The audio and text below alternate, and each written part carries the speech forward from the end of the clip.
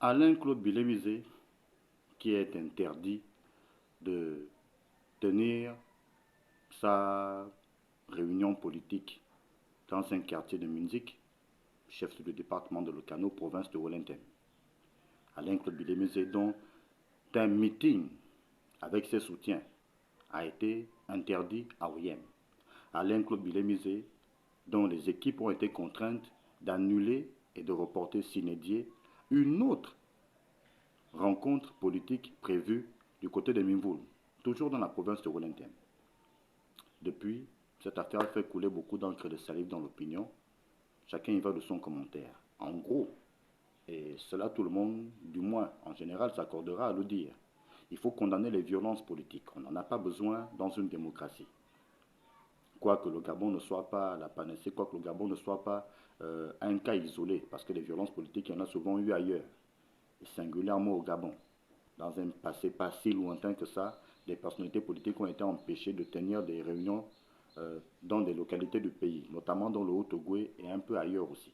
Mais si donc l'on condamne les violences politiques, parce qu'on n'en aurait pas besoin dans notre jeune démocratie, euh, il faut, pour être tout à fait juste, rappeler que la réaction des ressortissants de Munich pourrait non pas se justifier, mais s'expliquer par le simple fait que le passé auquel appartient Alain-Claude Bilémisé n'est pas si lointain que ça. Il y a encore beaucoup de blessures, beaucoup de stigmates. Pour d'aucuns dans l'opinion, Alain-Claude Bilémisé aurait gagné à faire profil bas. Parce que malheureusement, jusqu'à présent, faut-il le noter, toutes ces apparitions publiques se soldent par des colibets contre lui. Rappelons-nous, lors de la prestation de serment de l'actuel président de transition, du Nguema à la présidence de la République, Alain-Claude Bilémisé et Osouka Raponda sont tous deux hués par la foule, traités de tous les noms d'oiseaux. Ce qui s'est donc passé à Minzik n'est pas nouveau.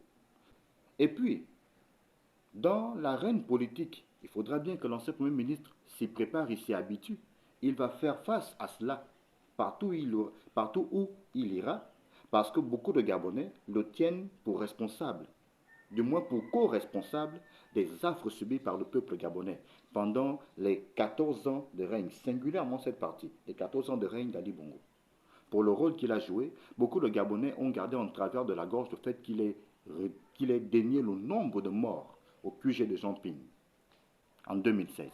Alors certes, oui, Alain Claude Bilémisé n'est peut-être pas coupable de tout, n'est pas le seul coupable de tout, mais pour avoir joué quelques rôles dans cette période sombre de l'histoire du Gabon, il aurait gagné à faire profil bas, il aurait gagné à avoir la parole mesurée, il aurait gagné à faire preuve d'une certaine humilité, ce qui malheureusement depuis le début ne le caractérise pas. Beaucoup de Gabonais gardent en travers de la gorge pas mal de dossiers. L'Estia Miracle n'est pas si loin que ça. C'était le 9 mars 2023 où des gens sont morts. Là, on a vu un Premier ministre qui a fait dans le déni, se contentant de faire de mettre le ministre des Transports de l'époque de ses fonctions, se contentant d'aller tenser le directeur du ministère des Transports, mais sans prendre sur lui-même la responsabilité en tant que Premier ministre de l'échec du sauvetage de Gabonais, hommes, femmes et enfants morts et dont des corps aujourd'hui n'ont jamais été retrouvés, des familles qui ne parviennent toujours pas à faire leur deuil. Alain-Claude Bilémisé gagnera à faire profil bas parce qu'il doit se rappeler qu'en organisant des assises contre la vie chère, il s'est permis de dire aux Gabonais que ces derniers vivent au-dessus de leurs moyens.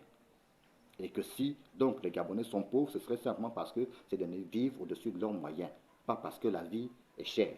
Alain-Claude Bilémisé gagnera à faire profil bas pour beaucoup d'autres dossiers. On pourrait citer des tas.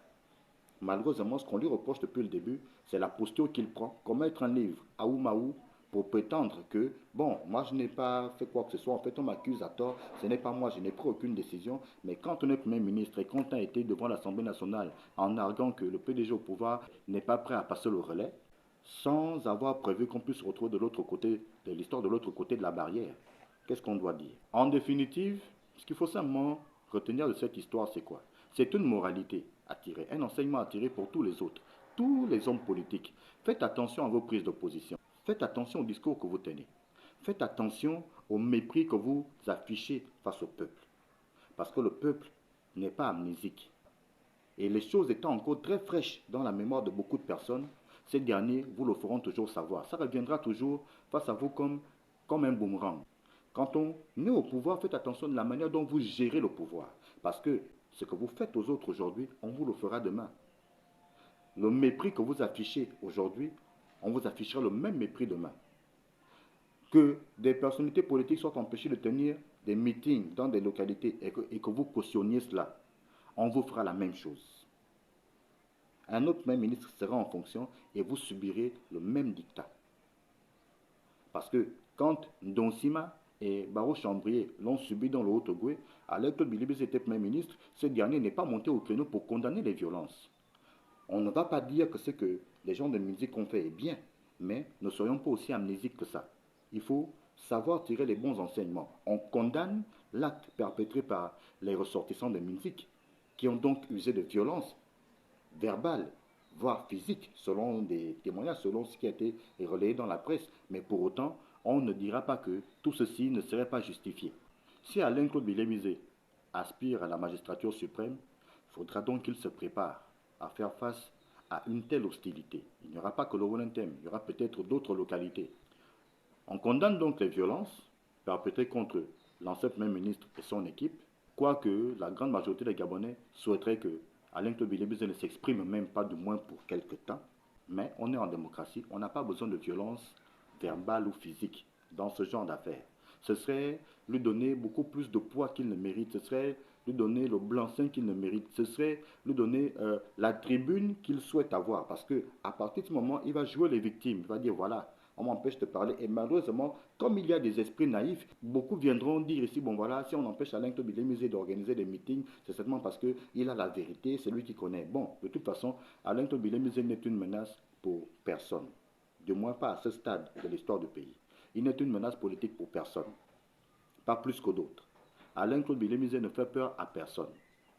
C'est juste que, comme lors d'un décès, il y a des Gabonais qui expriment leur ressenti violemment, et cela, on le leur reprochera, parce que ce n'est pas bien de faire ici, il faut avoir de la retenue, mais qu'Alain Claude Bilémisé comprenne que les choses sont encore tellement fraîches dans l'esprit des Gabonais.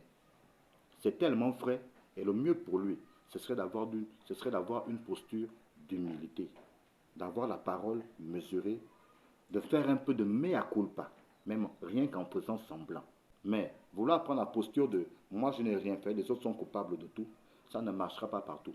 Il y a des gens qui le lui rappelleront, et parfois violemment.